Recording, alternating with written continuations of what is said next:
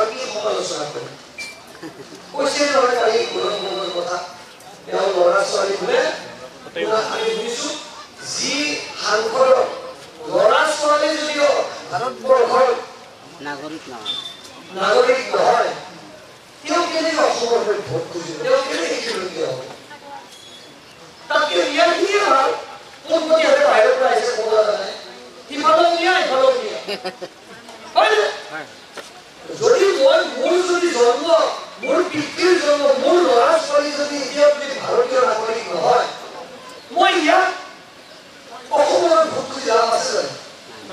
এটা ৰাইজে বুজি পাইছে কথা ওলাব নিজৰ অসমীয়া বুলি ক'ব খুব ভাল কিন্তু অসমীয়া হয় মই অসমৰ কি কৈছো অসমীয়া হয় মই অসমৰ কি কৈছো সেইটো সদায় মানুহে চাব আৰু অসমৰ ৰাইজ ইমান দুৰ্বল নহয় আৰু অসমৰ ৰাইজ সকলো জানে আমাৰ ওচৰতে আমি মুখ্যমন্ত্ৰীজনক পাওঁ আমাৰ কাষতে মুখ্যমন্ত্ৰী আমি কিয় দূৰৰ পৰা মুখ্যমন্ত্ৰী কাৰণে আমি বিচাৰিছোঁ উখুৰা কেতেকীবাৰীত ৰাইজে সহযোগ কৰিছে আৰু বিজেপি আৰু NDAৰ সমৰ্থিত প্ৰাৰ্থীজনে ইতিমধ্যে ৰাইজে কৈছে যে ইয়াত জিকিব কোনো অসুবিধা নাই এই অঞ্চলৰ যিহেতু চৰকাৰখন যিহেতু আমাৰ যিখন মূল চৰকাৰ দিছপুৰত আমাৰ আছে দিল্লীত আছে এইখন চৰকাৰো যদি বিজেপিৰ হয় আমাৰ এই অঞ্চলৰ সামগ্ৰিক উন্নয়ন হ'ব সৰু সৰু সমস্যাবিলাক দূৰ হ'ব আৰু আমি আশা কৰিছোঁ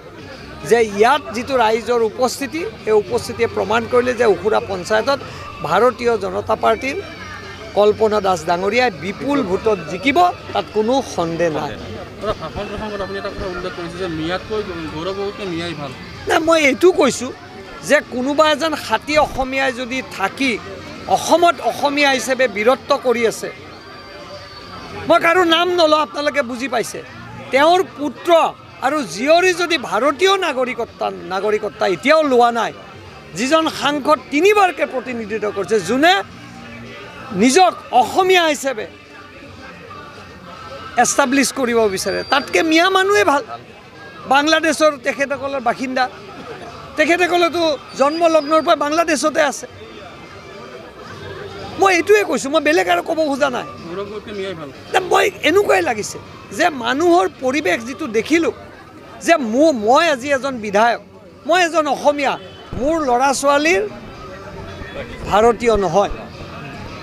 ইয়াতকৈ দুখৰ কথা হ'ব নোৱাৰে শুভেচ্ছা থাকিল আৰু ভূপেন বৰাই চৰকাৰী গাড়ীত ঘূৰিব লাগিলে বিজেপিৰ চৰকাৰী গাড়ীত ঘূৰিব লাগিব